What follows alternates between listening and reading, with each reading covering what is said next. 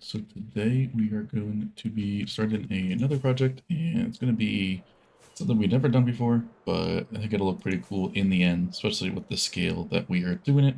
We are going to be using a 3D duper that also does a pattern in a circle that you can do, which is extremely helpful for the scale that we're going to be doing here, rather than mining it out.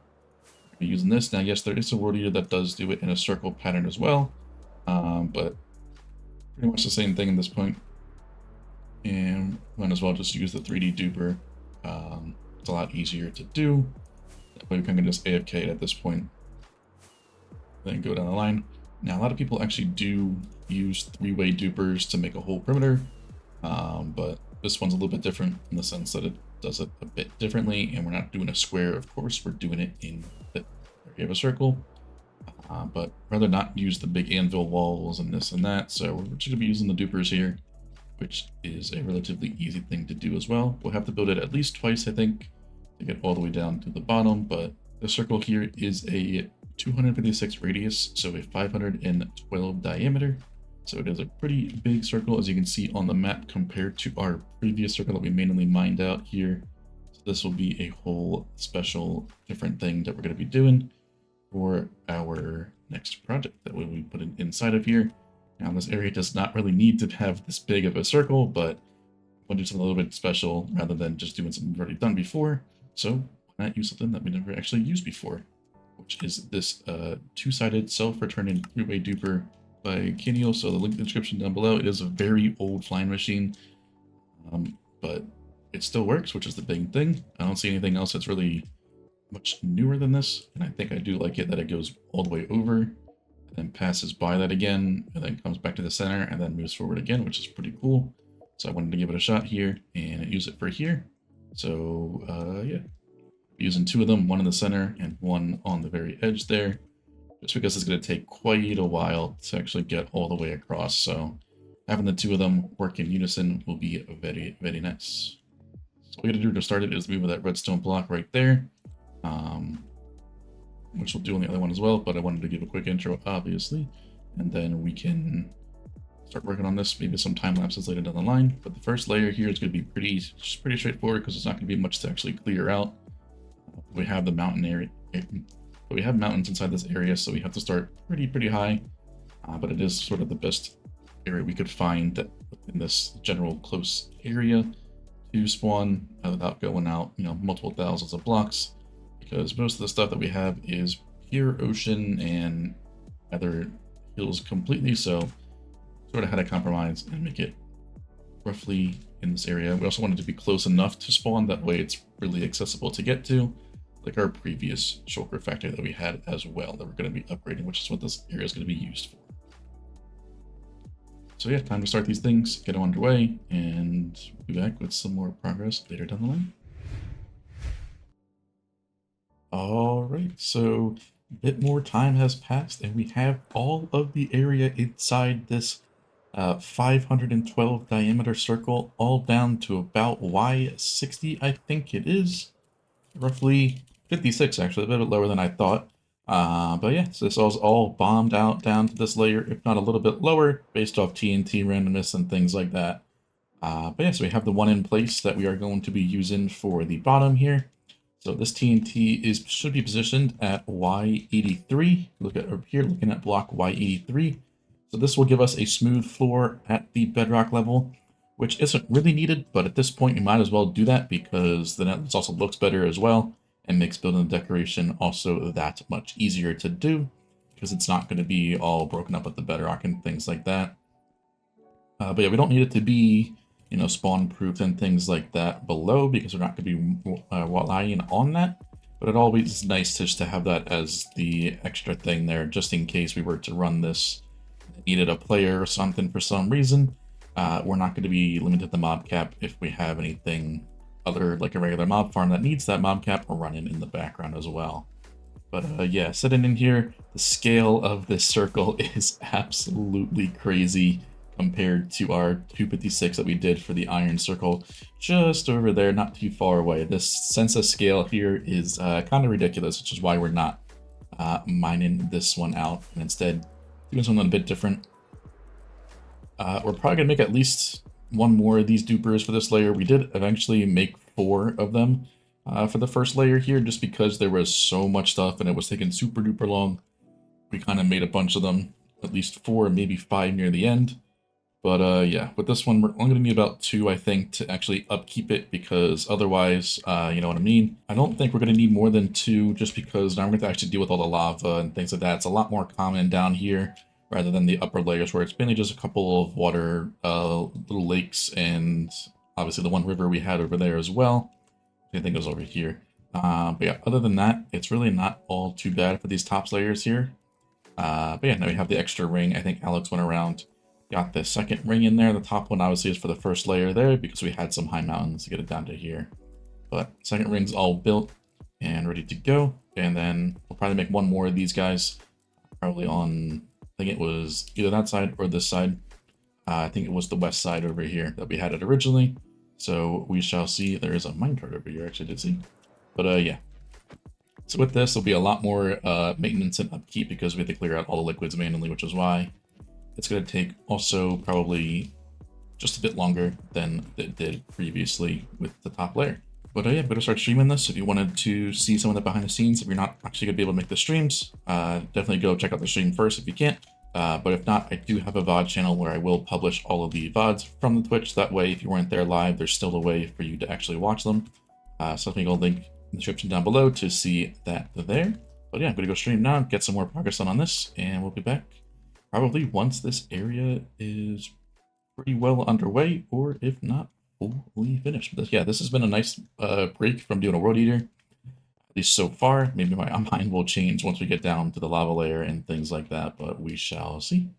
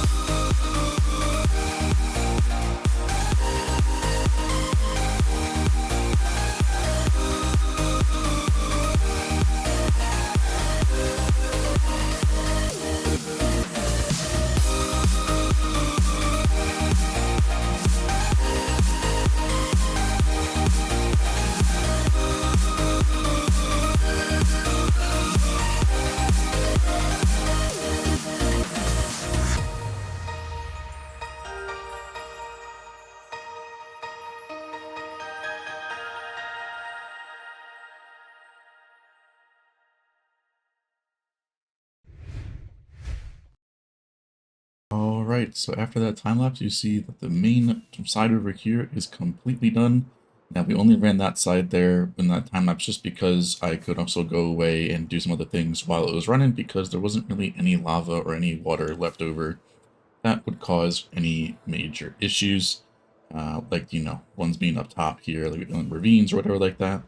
So we were able to let that run in the background. That way we could also get a static image for the time lapse. That way the chunks aren't being unloaded like this when I fly to one of the corners. You can see that the chunks over there get unloaded, so the replay wouldn't look all too good like that. So yeah, we did that, and now I'm running the other side here just because I have some time and I'm probably going to stream yet again. So of course, if you aren't already following the Twitch or watching the VOD channel, because you can't make them to them live, definitely go in and do that. The link, of course, down in the description below. And yeah, so making this little circle here, not really say little, but it's quite a big one that we've been doing. The only downside to this is, of course, we have to clear out all the liquids manually, and of course everything else like obsidian we have to do anyways, even with a world eater that we could use on this scale. So all in all, it hasn't been that terrible. I would say it's been about a week or so, just like working on this like a couple hours a day with 4 dupers that we've had, and we've been pretty much all the way done almost with this last little section right here. We will be done clearing out the whole area here with only 2 levels of dupers now. With 118 plus, you would probably need about 3 minimum, maybe 4, depending on the terrain height. If you were in a mountain biome like us, it would probably be a lot more difficult to do with this, so I definitely would probably use the World Eater in that case, especially with all the different lava lakes and, you know, aquifers and things like that. I would definitely not be doing this in that, even in 117 terrain, because obviously you can tell there's no deep slate here, so it's only a 116 terrain, which is when this world originally started at. We've only have, you know, the stone and stuff like that, so the lava lakes and stuff haven't been all too crazy. But yeah, just from running this, not even getting this stuff 100%, we had gotten over almost 2.5 stacks of emerald ore from this, which is pretty crazy, and almost 9 diamond right now. A lot of stuff has been blown up, as you can see. There's been quite a decent amount of diamonds that we've actually collected afterwards, but it's not like we really have a use case for them, so just having them in the meantime, just storing them, sort of like something that gives something to do when there's no lava like this right now. We can't really do all too much until anything starts to explode and reveal it, because, you know, it's nice to get it ahead of time, but sometimes it's also more annoying because half the time they're not even exposed, so you have to wait until it gets cleared out and then you can go into it. So yeah, all in all, not too much left here.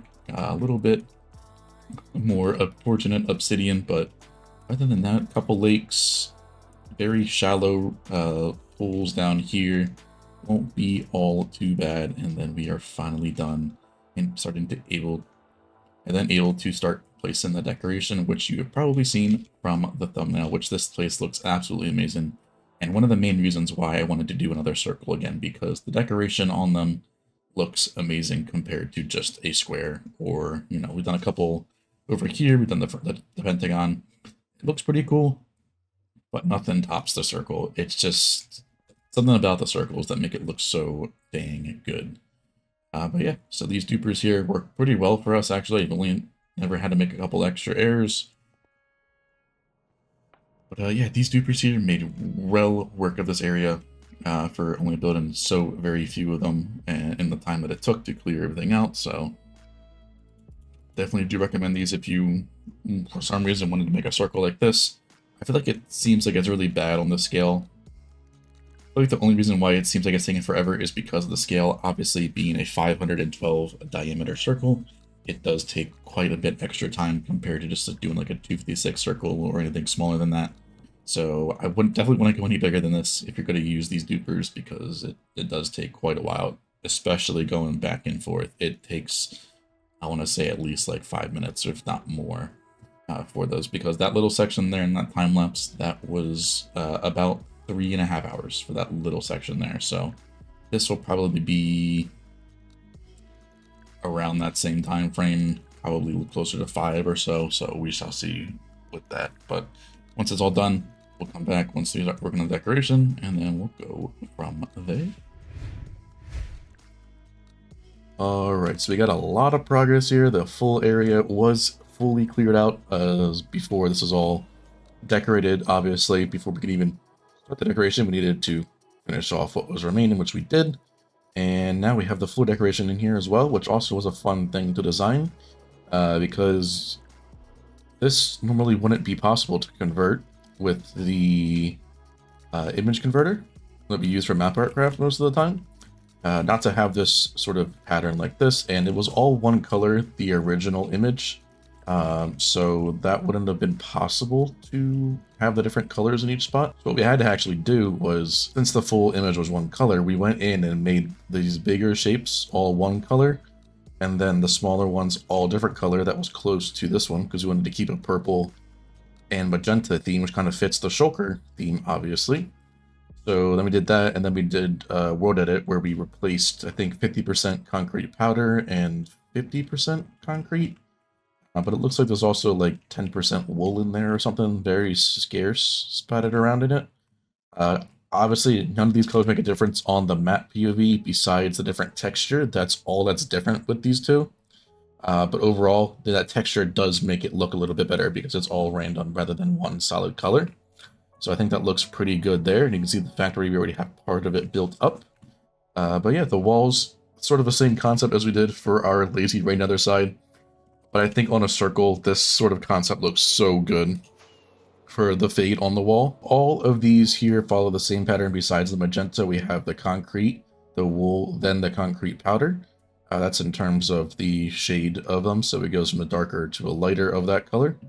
And then we go to the purple, which is the same thing. At magenta, we just have the concrete powder, and then the concrete again, so we skip over the wool section. But then we go to basically the reverse of what we have here. So we start with the concrete powder first, and then end with the purple concrete there, and then the black concrete up top. So it creates this kind of cool fade effect going around the area, which I really do like. We use it for our lazy raid, and I think it works even better on this color scheme rather than what we did for the, I think it was like yellow and green, I want to say instead, but I think this one looks just a little bit cleaner. Obviously, we don't have the pillars on the thing we had with the lazy raid. I think this looks cleaner this way. And really, circles just look kind of cool. I don't know what it is about them, but they do. But yeah, so in the center here, we have the main single transportation lines with the collections from a couple of the farms. And then we have our main storage for this area up here, which we'll go into real quick. So what this area basically is just storage for the crafted shulker boxes. So the big output of this farm is going to be all output of actual crafted boxes, which is pretty huge. But obviously, a downside to that, being already crafted, is that they don't stack. And yes, we do have stack and shulker boxes within the server with carpet mod, but when flowing into a chest from a hopper, let's put them in this one, for example. So we'll put it in this chest up here. We'll put just 16, for example, stacked wise. It'll input them one by one by one. That's because we don't have the carpet rule for shulker box stack always enabled. Otherwise, this would be the case. But we don't want to use that because there's a lot of other things that you could do without this enabled, which is pretty cool. So we're going to keep it like this that we had before. Also, our main storage requires it to have it like this. Otherwise, that wouldn't work as intended. So we're going to keep it like this. So what I decided to do instead of having it come in here and only empty one chest at a time, you can see that they're all pointed into each other. Now what this allows us to do is to add a stacker behind here. It's like an unloader and stacker at the same time by Andrews. So what this does is it dispenses the full amount, whatever you predetermine it. This one is determined for 64 or a full stack for the output. And then that will get dispensed into here. They'll all stack up with Minecraft's code to combine blocks of the same type and stuff like that. And then they'll be transported down to the water stream and then sent up to the player to collect. So obviously you can't really take more than 27 stacks or 36 at a time, unless you were to empty, of course, your shulker box out as well, or your ender chest rather. But what this will do is that you can have all of these on at once real quick, but you have to click one individually. I didn't want to have a global just because in case you just need, a couple stacks, you don't want to have all of it. Of course, it'll be faster if you only need a couple stacks, so just go 1, 2, 3, drop all of those down, and then pick them up. The idea here is that you're going to be moving multiple for like a farm, like a new farm, for example, that we'll be working on, say for our slime farm we're working on currently. It'll be a lot easier to just click these for a little bit, for a few seconds, get them all on. At least a corner, you could have a quadrant, you could have all 4, a half, anything like that. But yeah, now it's time to actually build the farm, since we're going to have everything to craft the shulker box here, like our very first version. So we have a tree farm, we have the chromos to sustain that, and we have a chest crafter as well. And that'll all feed into the main shulker box crafter, which then gets transported up into that storage via that water stream right there. So that's where the actual shulker box crafter will be. And then that all gets sent up there, basically. So all the farms are working together, shulker farms as well, obviously, but we're working on the actual other farms first, because we got to bring over some shulkers here to kickstart the farm, so we'll see how that goes and how we move it. But yeah, enough rambling, let's get back to the grind, and we'll be back once we have some more updates. Alright, so the full area is completely done. You can tell by these lamps up here, we have run the shulker box for quite a bit of time today. I think I'd ran it for, I don't know, about 8 hours or so. Got a good amount here. I just went through a little bit here just to make sure that this is working.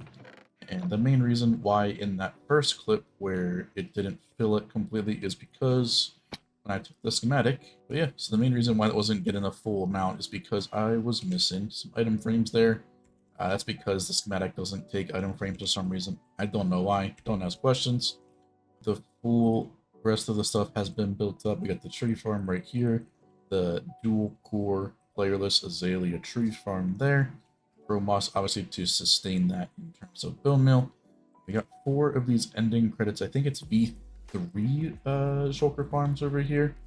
So these things are working quite well and have been doing amazing. These 4 combined together, I believe, produce around a little over 5,600 boxes per hour, or shulker shells rather.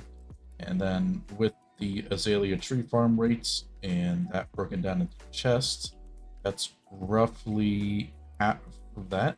So we get around 2,900 boxes per hour, I think, is what the math breaks down to, which is the speed of that chest crafter over here, which we have tiled the shulker box crafters on the side here to sort of, fulfill that. And when we have everything loaded into shulker boxes here for these crafters, it's just because it's a lot easier to work with that in terms of crafter security.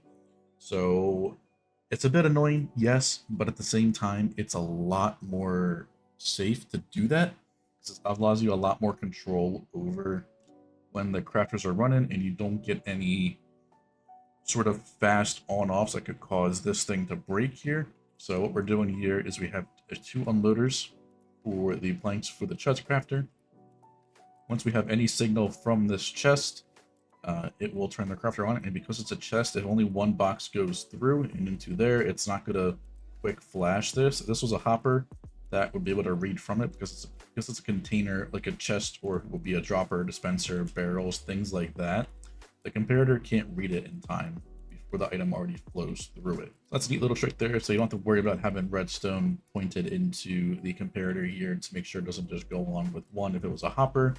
You could still do that if you wanted the comparator only turn on if the chest is full, but in our case, there's no need to do that. Otherwise, the buffer would just be stupidly massive for no reason.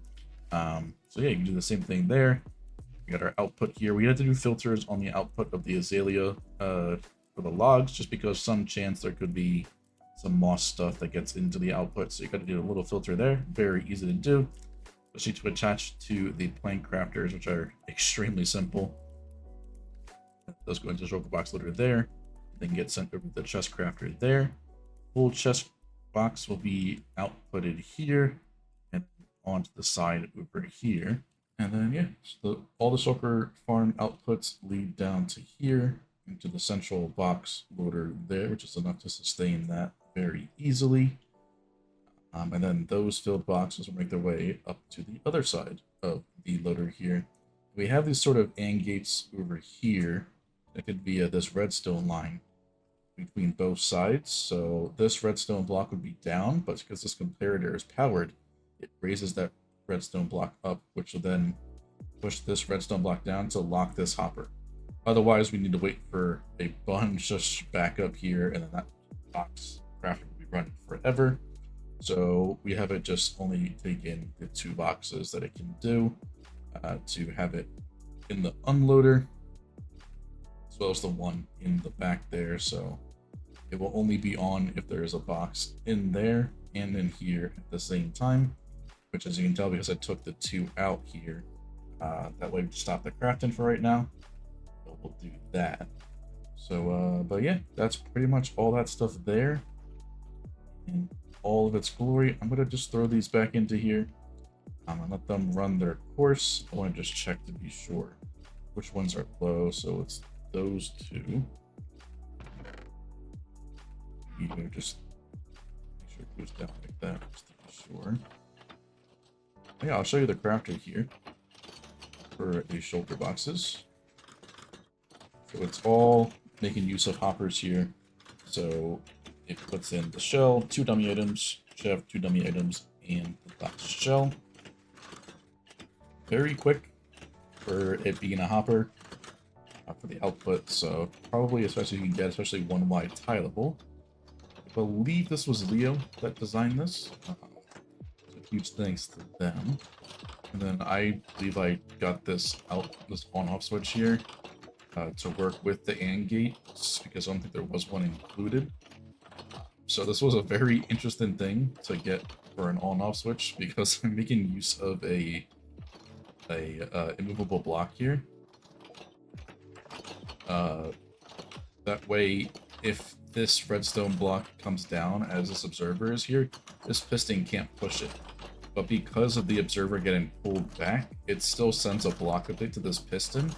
So because of that redstone block's there, it will then power it back down. So it's a very weird thing, but it works, so I'm not going to question it. So it's been a long time trying to get that thing to work the way I wanted it to without having to modify the crafter.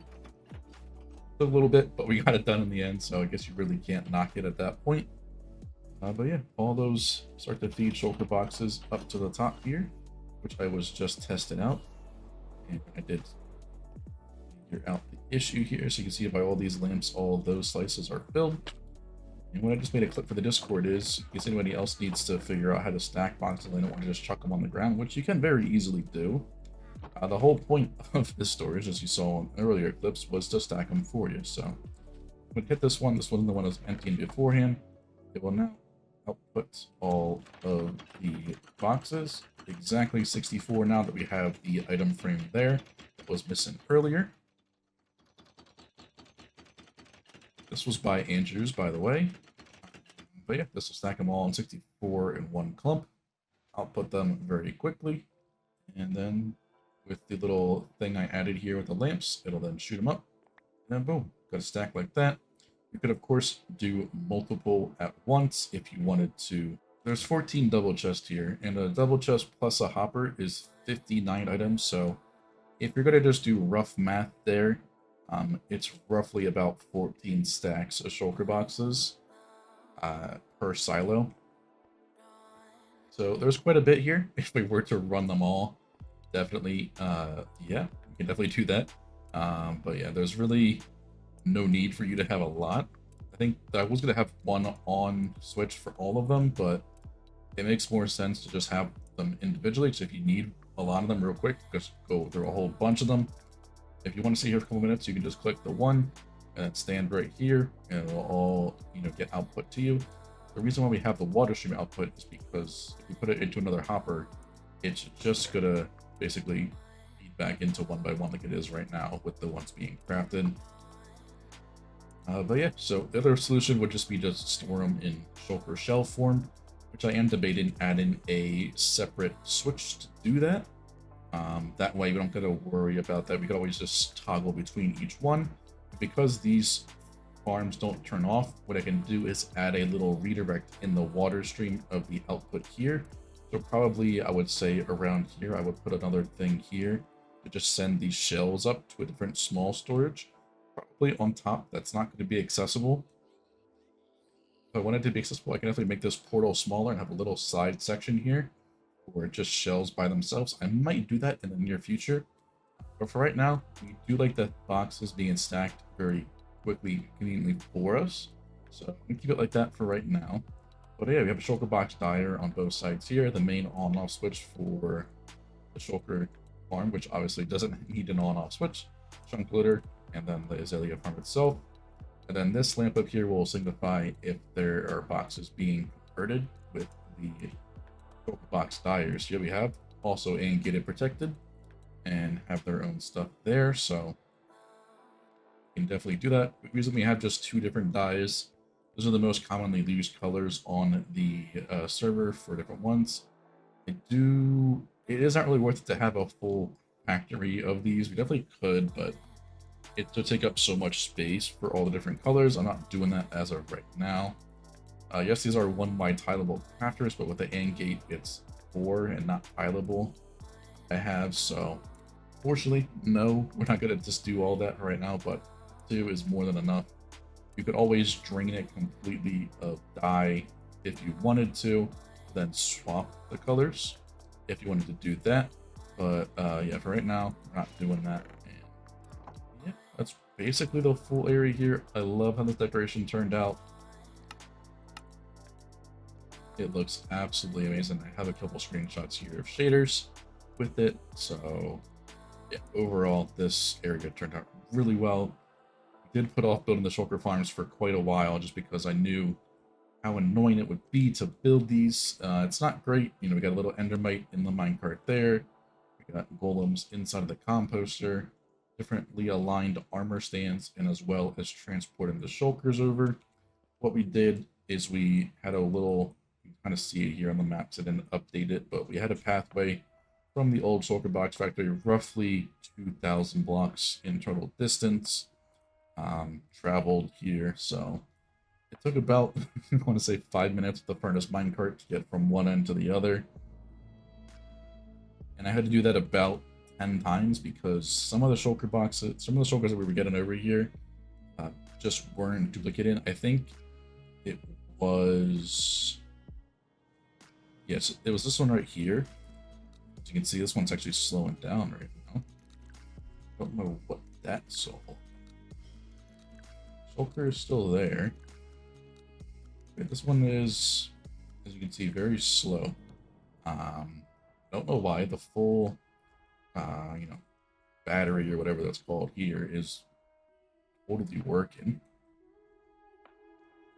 So I don't know entirely what's happening with this guy here. He's not duplicated or anything.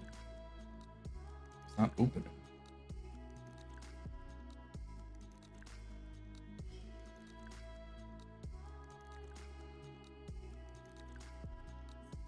There he goes.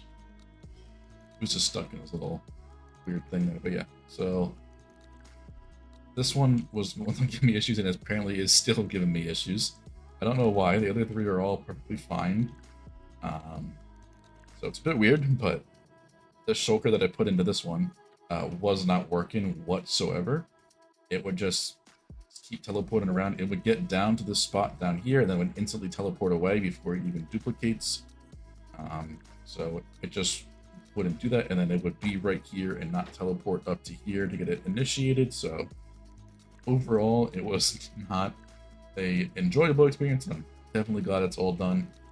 I don't gotta move shulkers, hopefully, ever again, because they are very, very annoying, that's for sure. But yeah, that's gonna be this area done. This episode is done as well, so make sure you like, subscribe, all sorts of things, and I'll see you in the next one.